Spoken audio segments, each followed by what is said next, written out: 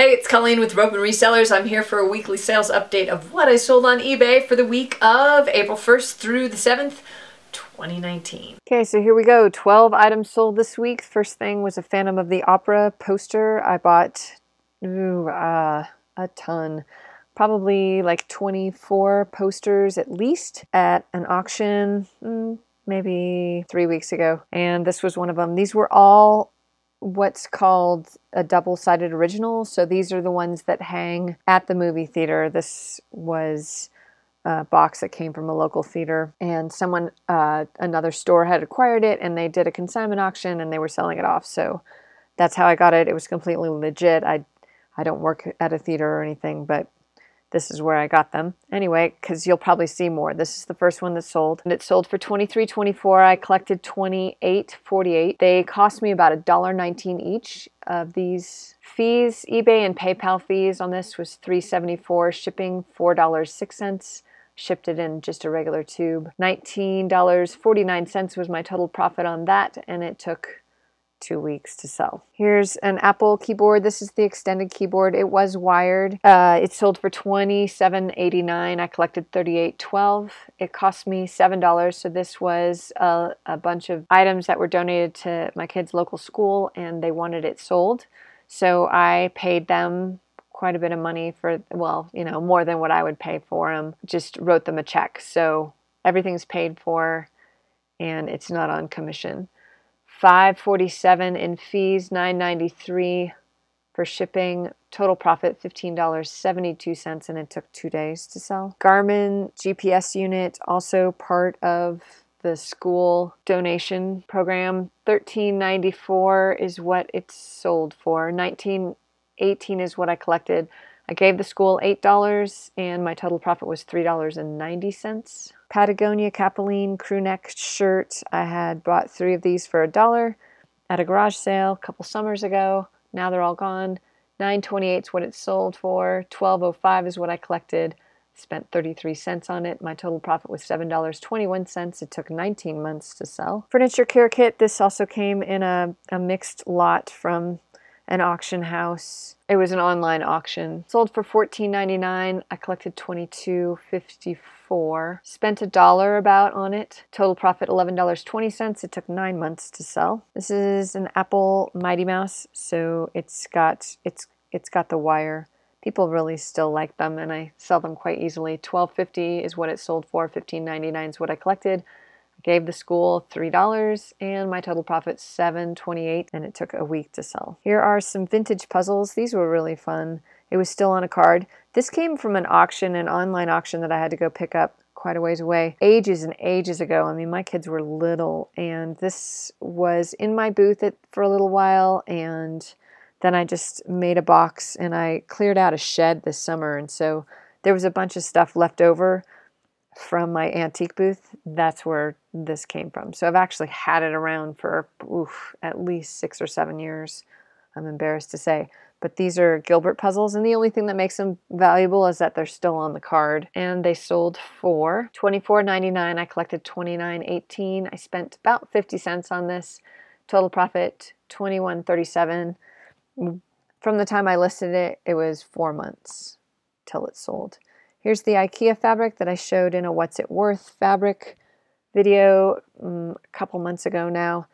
It's from 2007. It was an odd sheet, so you can see that it was cut a little bit, but that doesn't seem to matter to craft type people.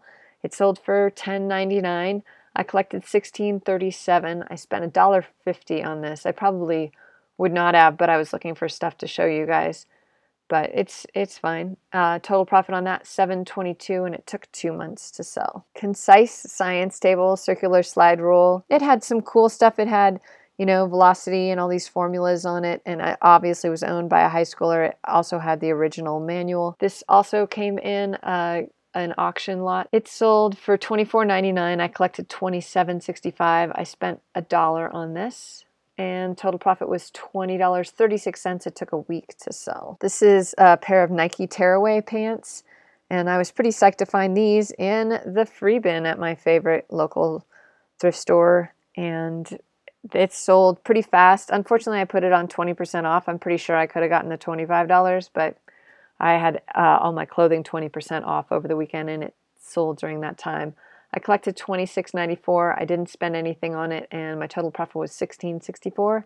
It only took 3 days to sell. These are Gap shorts. These came out of the consignment store bag from the consignment store I used to work with. They sold for $7.99. Again, I had everything 20% off. I collected $11.87. I spent $1 on this at the consignment store. $5.26 was my total profit. It took 8 months to sell. And the last thing I sold was this lot of women's shorts and pants, and they sold for as well $7.99. I was just going to donate these, and then I just decided to lot them up together. I collected $18.58. There was a lot of them. It was pretty heavy. I spent, I would just say, I just set $1 on it because I really, honestly, I was just going to donate them. I had already made my money out of that bag. So my total profit on that was $4.20. It took 7 months to sell. Looking at the numbers, $198.79. I know, right? $266.95 is what I collected. $25.52 is what I spent on everything. A lot of the more expensive stuff was a donation for the school. $36.37 in fees, $65.21 in postage, $139.85. I can't even remember the last time I didn't even make $200. It's been well before Q4 from last year, so that was a little alarming, I guess. Amazon actually sold 3 shirts, a pop socket. Total royalties on that was $14.21 for a total of the week, $154.06. So I don't know if Graham even is the right word to use for this week. I can't even remember when I've made so little money. I knew it was bad because I had one day where I had sold a ton, like $200 worth in one day. And when that dropped off, I was down to not even $200, I don't think, on the Seller Hub. So I knew it was bad. I didn't really know until this morning how bad it was, but all you can do is keep listing. Know that hopefully it'll even out in the end, but this is absolutely not a good way to start Q2, because Q2 and Q3 tend to be our slower months, and if this is any indication, which I'm hoping it's not. I mean, already this morning I've sold half of what I made all of last week. I am going on holiday this week with my kids, and so I'm going to have my store on an extended shipping time. So I know that my sales are going to be slow for the next week and a half to 2 weeks. I'll try to film some stuff on the road. I'm going to try to do some interesting things and source a little bit, but mostly I'm going to be doing some family time. So anyway, back to Q2. It's frightening, but I have faith that things will even out. So issues I've had this week, and I'm not going to do a whole separate video on this, is something just to give you a heads up. If you're shipping regional A, this is my experience anyway. I shipped a regional A, and twice I got letters from eBay saying that there was a price adjustment and that I actually should have been charged for regional B, which isn't true. I actually did ship it regional A. I don't think I even have any regional B boxes. So I called up the post office this morning, waited for over a half an hour to talk to customer service, and she informed me that her morning has been nothing but eBay sellers calling to report that they had been mischarged. And so I know in the back of my head, after going to eBay Open, which you should totally go to, are you signed up yet? That with concierge, sometimes we can have more of an influence than just a regular seller. So I got off the phone, and the USPS customer sales rep told me that there's no guarantee that I'm going to receive the money back. It was $6 twice now, and then I shipped another regional A this morning. Luckily, after the first time I did it, I clicked a picture of the box and the item that I was shipping, and so hopefully that will be enough proof. So I may have dropped off on one of them, but the next two I should be able to catch because I took photos, and even the USPS person told me it was good that I took pictures. But they also have pictures every time they run anything through their system. They take a quick picture of it, so they'll be able to go back and see if it was a regional A or a regional B box. But carrying on with my story, I did call concierge and I said, you know, I don't know if you guys know this, but the poor USPS person this morning said she had been doing nothing but handling these types of calls, that people are upset because they're getting charged immediately by eBay and not by the post office, and so it's obviously a glitch, something with the communication. And eBay has such an influence over USPS. You guys have no idea. I mean, what Amazon is to FedEx and UPS, that's what eBay is with the USPS. They have very close ties. At every eBay open I was at, there's always a representative from the post office, from the US Post Office, Postal Service, USPS. If you're in another country, this is probably going to be a weird rambling. I'm sorry for that, and it's okay. If you want to skip over this part.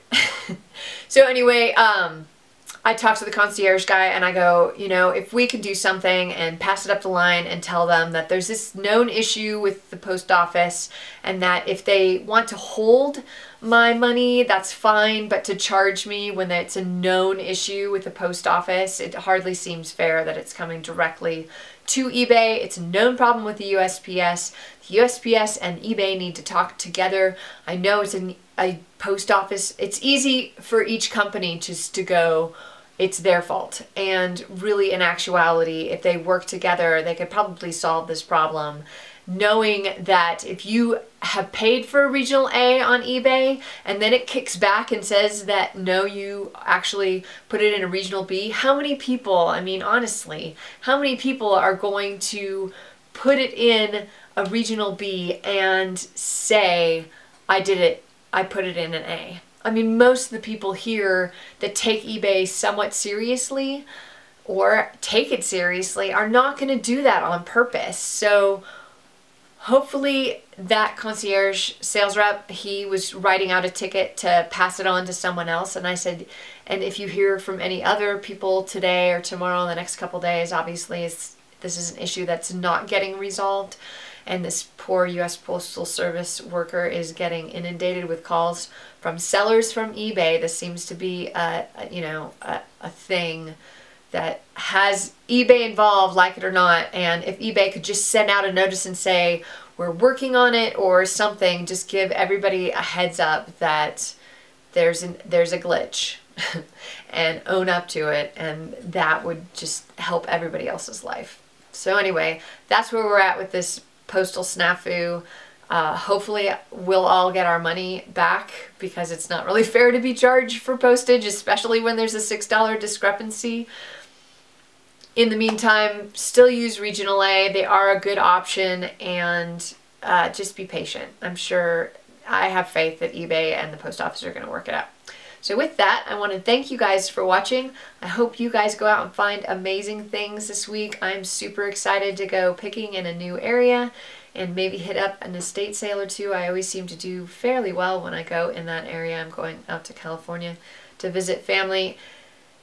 And with that, I want to thank you guys for watching, and have a good week.